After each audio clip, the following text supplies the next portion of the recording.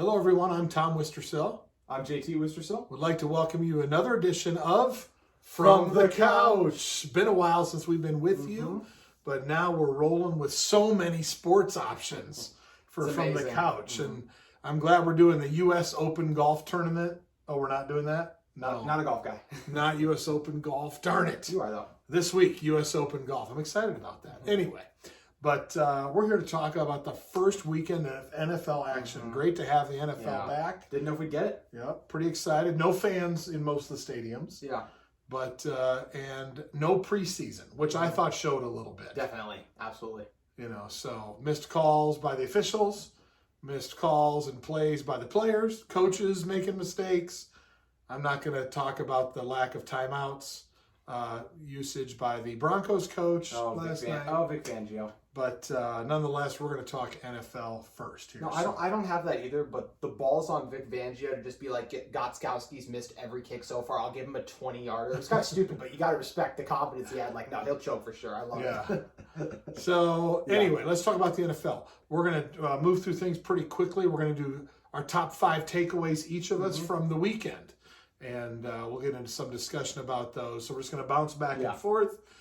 In no particular order. It's not like this is my top first takeaway. Gotcha. It's just 5 in general order. So, so how about you? Why don't you go first with Let's kick off this list with the kickoff game itself. At number 1, I got Clyde EdwardsHelaire, the breakout player of week 1. Kind of went late in the draft, but exploded on the field. 25 carries for 138 yards. He had 1 touchdown and averaged 5 yards a carry.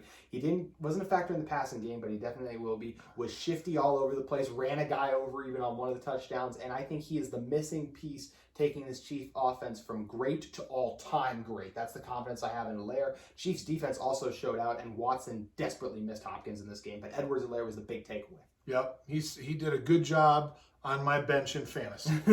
Scored a lot of points there from my bench. So nonetheless, great start for him. My number 1 is Kyler Murray. Oh. And, you know, for them to go into the NFC champions last year and for him to do what he did to lead them to a win, I didn't think that was going to happen. I mean, I thought it didn't surprise me that Kyler Murray got better. Yeah. Because he's natural for a quarterback to do that.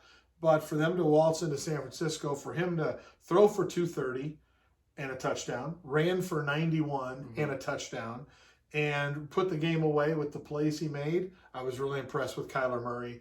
Excited about his development here as potentially an elite quarterback into the future.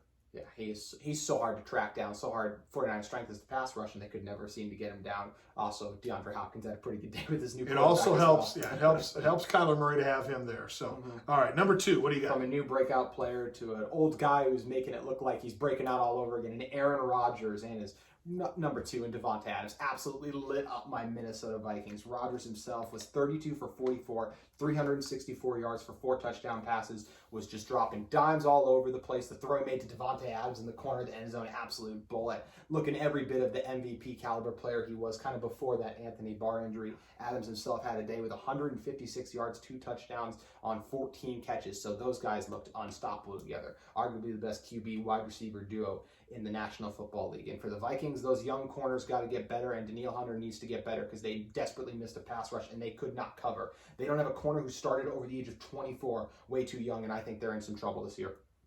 Sad to say that already after 1 week for your Vikings, but that's where we're at. I don't think they're winning the division already even. Boy, you bailed quick. I bailed quick. Really quick, wow. So my number 2 is the Washington football team. No logo, no nickname, just the Washington football team. What they did at the comeback against the Eagles, down 17-0. Dwayne Haskins played great, came on strong. They were outgained by the Eagles in the game, but they had 0 turnovers. Eagles had 3.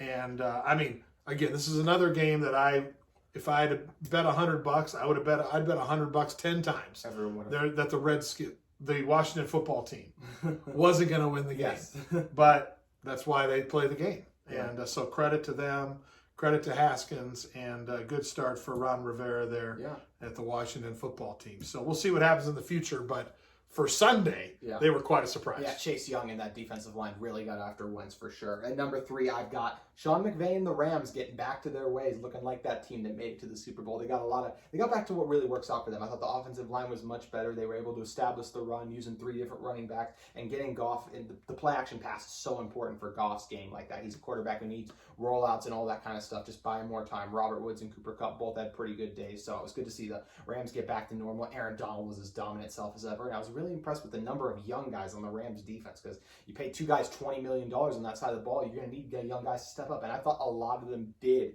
The Cowboys are a team I really like, but the Rams outplayed them there, and McVay and the Rams themselves, like I said, just look back to the form they used to be. Great to see that new stadium, how beautiful it looks on TV. Can't wait to see it at some point. And it always makes it a better Sunday when the Cowboys lose.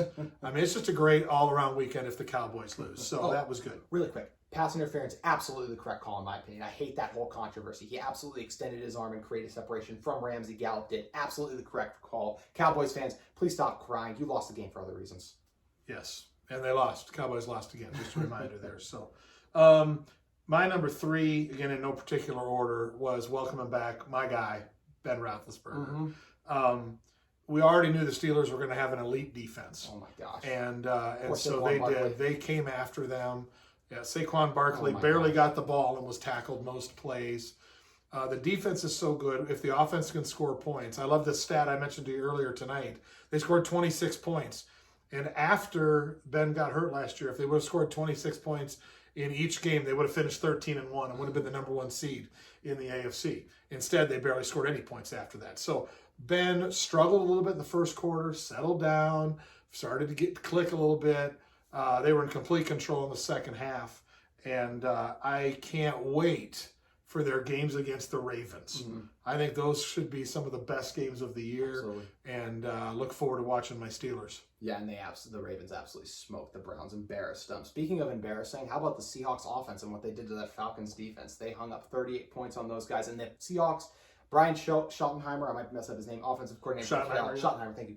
Finally unleashed Russell Wilson. We've been waiting and begging for this. He's got possibly the best receiving duo he's ever played with in Metcalf and Lockett. Some solid tight end depth led by Greg Olsen. Chris Carson's a nice running back. And they finally just let Russ cook. And that's exactly what he did. Never gotten a vote for MVP. Think he's well on his way to that. And I thought it was awesome to see him just go out there and dominate. Speaking of dominate, pretty good debut for Jamal Adams on the defensive side of the ball as well. He had 12 tackles, 1 sack, and 2.5 tackles for loss. So he made his presence felt. I think those are both guys who can be candidates for MVP and in Adams' case, Defensive Player of the Year. So good to see the Seahawks go out and dominate that team. I'm high on. Hard to not like Russell Wilson. Absolutely. You know, he's such a Badger quarterback. Nice guy, former Badger.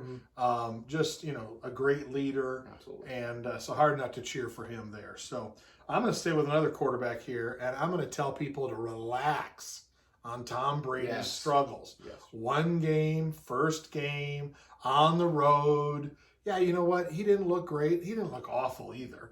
Made a couple mistakes that maybe he doesn't always make, but just chill, Now, they play the Panthers at home on Sunday, okay? That's a victory. Yes. Okay, they got to take care of business. If he doesn't play a good game there, I might be back next week singing a different tune. But for this week, just chill. We're talking about a 6-time Super Bowl winning quarterback who's still learning his receivers.